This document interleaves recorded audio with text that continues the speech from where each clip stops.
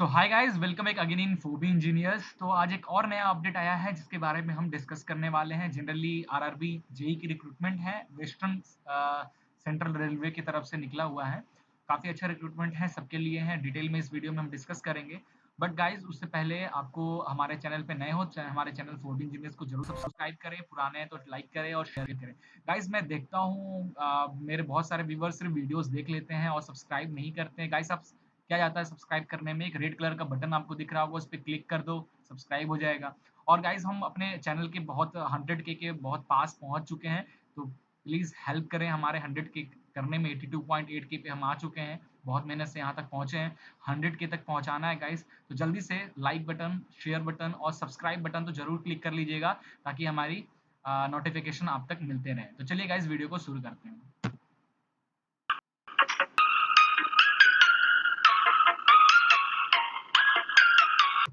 सो आज की जो रिक्रूटमेंट निकली है guys, generally RRB junior engineering western central railway की तरफ से रिक्रूटमेंट निकली हुई है, जिसमें डिप्लोमा और बीटेक वाले लगभग बहुत सारे ब्रांचेस हैं, अप्लाई कर सकते हैं।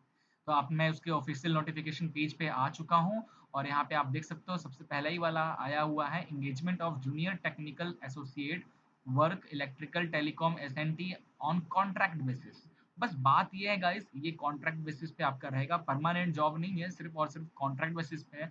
और रेलवे में अगर आपको इस तरीके से काम करने को मिल रहा है, भले ही वो कॉन्ट्रैक्ट बेसिस में है, तो क्या जाता है, बहुत ही अच्छा है ये। चलिए इसका ऑफिशियल नोटिफिकेशन को ऑन करते हैं। तो ये इसका ऑफिशियल नोटिफिकेशन है। तो आप बहुत अच्छी तरीके से इसका ऑफिशियल नोटिफिकेशन में यहाँ पे आपको एक एक चीज डिटेल में बताने वाला हूँ।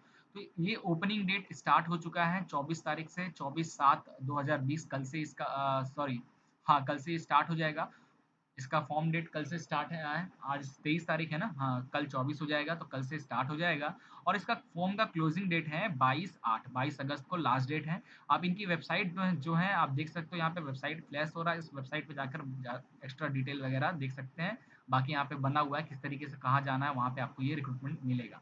ठीक है, आगे हम कुछ इंपॉर्टेंट चीज़ें बात करने वाले हैं। तो यहाँ पे जो वैकेंसी निकली है, वैसे कुछ ज़्यादा खास वैकेंसी तो नहीं निकली हुई है, बट जितना निकला है उतने पे हमें काम चलाना होगा। तो सबसे पहला रिक्रूटमेंट निकला है जूनियर टेक एसोसिएट का वर्क्स में, जिसमें 19 पोस्ट है और इस तरीके से डिस्ट्रीब्यूशन है। जूनियर टेक्निकल एसोसिएट इलेक्ट्रिकल के लिए 12 पोस्ट हैं। Junior technical associate telecommunication के लिए 10 पोस्ट है। अब इसमें रुकिए, अभी वीडियो नहीं छोड़ना है, अभी आगे में एजुकेशन क्वालिफिकेशन की बात किया जाए तो उसे भी देख लीजिए। तो जूनियर टेक्निकल एसोसिएट वर्क्स के लिए जो एसेंशियल क्वालिफिकेशन चाहिए, 3 ईयर डिप्लोमा अगर आपने सिविल इंजीनियरिंग से किया है, या बीएससी सिविल इंजीनियरिंग से किया है 3 साल का, या फिर आपने कोई combined combination of any sub stream of basic stream of civil engineering from a recognised university और institute, then you can apply.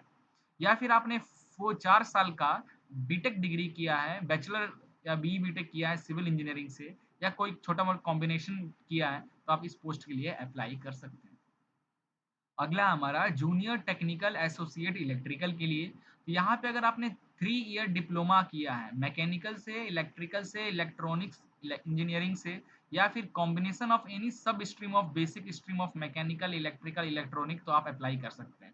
या फिर अगर आपने बी बीटेक कर रखा है मैकेनिकल इलेक्ट्रिकल इलेक्ट्रॉनिक इंजीनियरिंग से, तो आप इस पोस्ट के लिए जरूर से जरूर अप्लाई कर सकते हैं। ठीक है, अगला है हमारा, लास्ट पोस्ट था जूनियर टेक्निकल एसोसिएट टेलीकम्युनिकेशन के लिए। तो यहाँ पे 3 साल का डिप्लोमा अगर आपने इलेक्ट्रिकल इलेक्ट्रॉनिक इंफॉर्मेशन टेक्नोलॉजी या कम्युनिकेशन इंजीनियरिंग या computer science and engineering, computer science computer engineering से कर रखा है, तो आप अप्लाई कर सकते हैं। या फिर अगर आपने बी बीटेक कर रखा है इलेक्ट्रिकल इलेक्ट्रॉनिक से, तो भी आप इस पोस्ट के लिए अप्लाई कर सकते हैं। ठीक है, कोई एग्जाम नहीं होने वाला है। सबसे अच्छी बात ये है गाइज, यहाँ पे आपको मैं बताऊंगा क्या क्या चीजें लेकर आपको यहाँ पे नौकरी करने का मौका मिलेगा। पहली बात तो एग्जाम नहीं होने वाला है। ठीक है, the candidate must have secured minimum marks होना चाहिए आपके बैचलर डिग्री या डिप्लोमा में। जनरल वालों का 60 से ऊपर होना चाहिए, 60% से। ओबीसी या नॉन क्रीमी लेयर्स का 55%, एससी एसटी का 50%। इतना क्लियर हो गया। एज लिमिट की बात किया जाए तो सारे पोस्ट के लिए जो एज लिमिट रखा गया है, वो रखा गया है जनरल वालों के लिए 18 से 33 साल के अंदर आपका होना चाहिए एज। ओबीसी वालों का 18 से 36 साल, एससी एसटी वालों का 18 से 38 साल के बीच में हो, तो आप अप्लाई कर सकते हो इस पोस्ट के लिए। आगे प्रोसेसिंग फीस की बात करें तो for all candidate except those mention in sub para, that is second में, SC, ST, OBC, women, minorities, EWS वालों के लिए कोई भी फीस सॉरी रुपीज 250 आपको देना होगा। और जो जनरल वाले हैं उनको 500 रुपए देना होगा फीस, ठीक है। जिसमें से एग्जाम जब आप दोगे, एग्जाम देकर जब सॉरी जब आपका प्रोसेस कंप्लीट होगा, उसके बाद 400 रुपए रिफंड कर दिया जाएगा, ठीक है। जब आप इसका पर्सनालिटी या इंटेलिजेंस टेस्ट में अप्लाई बैठोगे, तो उसके बाद 400 रुपए आपका वापस कर दिया जाएगा। जनरली ये फॉर्म 100 रुपए का ही रहेगा, बट अभी जैसे आरआरबी जेई में आप भरते थे ना, वैसा ही सिस्टम है। और सेम टू सेम 250 इसके लिए भी है। और आगे चलते हैं गाइस, और डिटेल में चीजें हम डिस्कस करते हैं।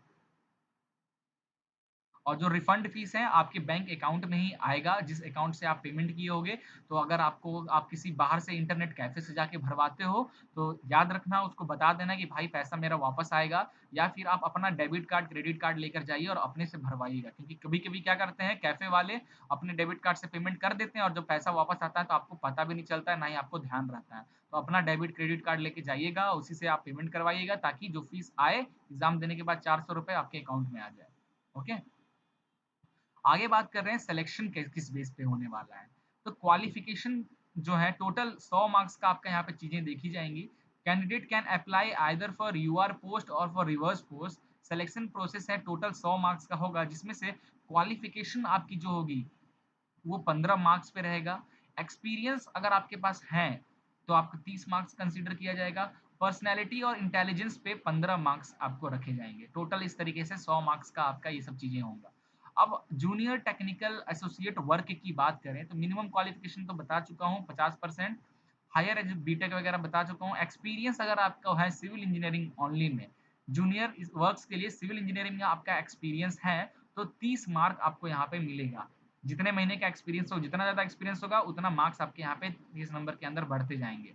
अगर 5 मार्क वेटेज आपका रहेगा किसमें, will be given for higher education. आपने कितना हायर तक पढ़ा है, अगर आपने डिप्लोमा की बेस पे बढ़ रहे हो, अगर आपने बीटेक किया है, एमटेक किया है, उसके अकॉर्डिंग 5 मार्क्स का वेटेज रहेगा।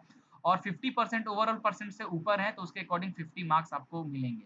तो जनरली एग्जाम नहीं होने वाला है, बस ये सब चीजें आपकी देखी जाएंगी और उसके अकॉर्डिंग मार्क्स आपको दिए जाएंगे, ठीक है। मिनिमम एक्सपीरियंस शुड भी 1 साल रखा जाएगा इन फील्ड ऑफ सिविल इंजीनियर में, ठीक है। उसके अकॉर्डिंग वेटेज आपको मिलेंगे। आगे जो 20 मार्क्स एक्स्ट्रा जो है, minimum experience should 1 year experience के लिए आपको 20 मार्क्स इस तरीके से वेटेज होंगे, ठीक है।